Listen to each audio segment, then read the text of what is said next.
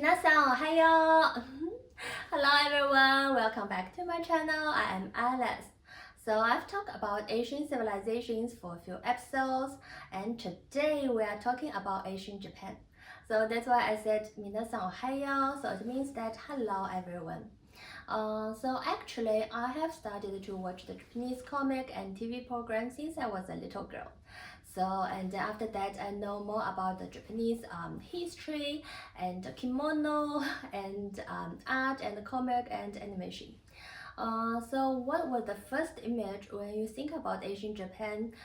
Is that sakura, or maybe and then what else? Animation and then comic and Shibuya. Yes, often.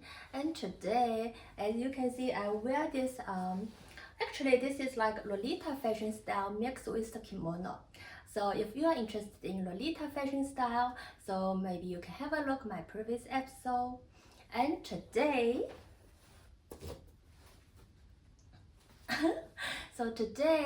actually I want to redesign some fashion style, maybe the kimono style, and also I have one watercolor pattern which I want to show like the colors.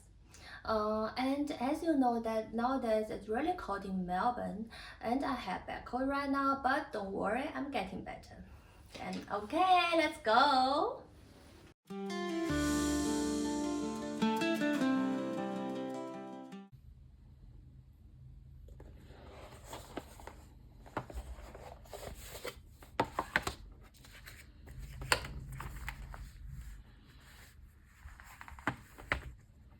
Today, I'm trying out this beautiful set of Japanese watercolors. It's called Gansai Tambi, and it comes with 24 colors. These prints are known for their soft, rich tones and traditional Japanese style. The colors have really lovely names too, like green gold, coral pink. On the box, the colors are labeled in both Japanese and English, which is really helpful. I actually bought this set when I was visiting Shanghai, but now you can also find it at Officeworks here in Australia.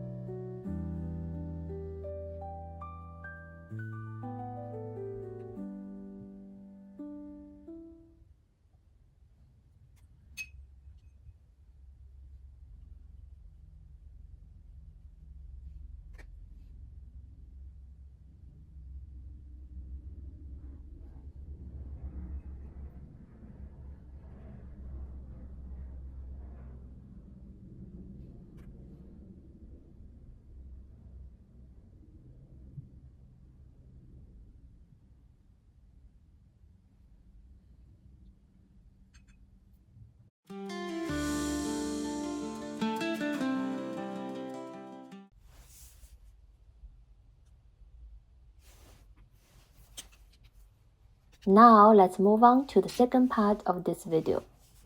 I'm using a page from the Make It Real coloring book again, and this time I redesigned the kimono for a Japanese girl. For this piece, I used the markers to color the outfit, but not just the regular markers.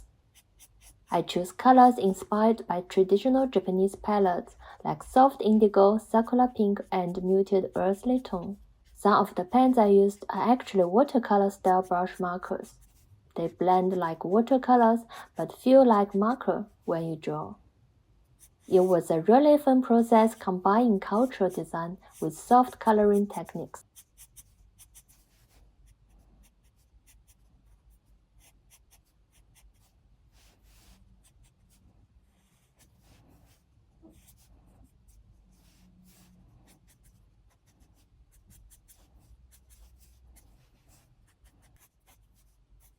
Compared to my previous designs like the elegant looks for ancient Egypt and India.